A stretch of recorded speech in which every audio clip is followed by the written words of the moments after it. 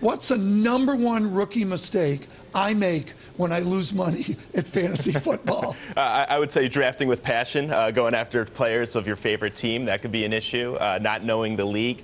We've got some leagues that require 2 quarterbacks to start, so you better draft those quarterbacks early.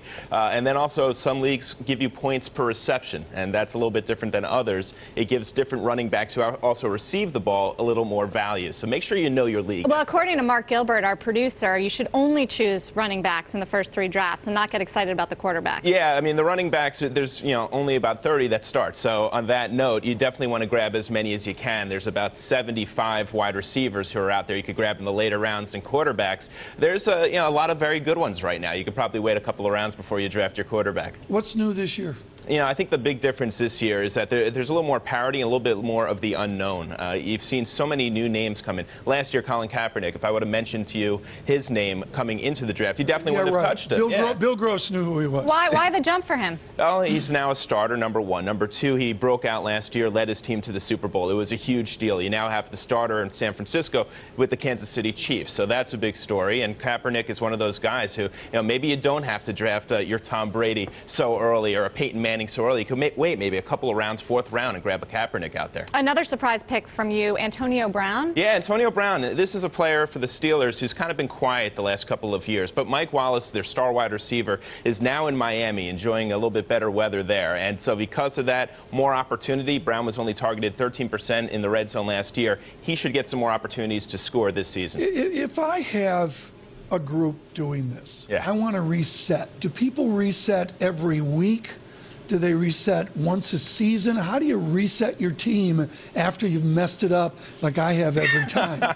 Well, truth of the matter is, when it comes to the industry, there's nothing that's faster growing right now than daily fantasy leagues. So you're now getting an opportunity, especially in fantasy football, to do it weekly. It's a whole new area. You have companies like Comcast Ventures coming out, putting over $10 million in companies like FanDuel. So this whole concept of instant gaming is very much out there. Is this a friend of the networks? Leo Hendry with us from the Yes Network. I got to think CBS loves this. You would think so, yeah. I mean, typically... Why don't they do this on air more? Well, they do. And I think you have to give credit to the networks. It took a little while, but now certainly, I mean, you got to look at DirecTV Red Zone. I mean, there's no question about it.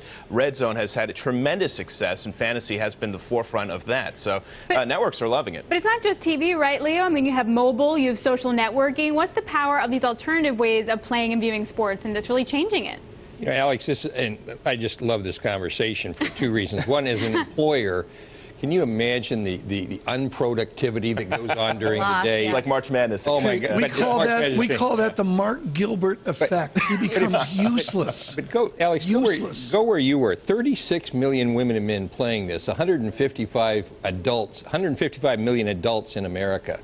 So this is the biggest audience share of anything out there in any part of the entertainment cycle.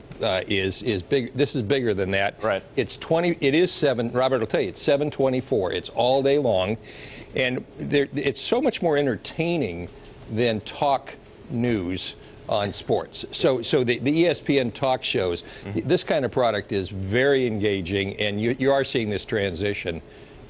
20 seconds left. You want to hear my strategy? Please. All right, tell me if this works. 2 top-tier running backs. Yep. Stock up on a reliable wide receiver.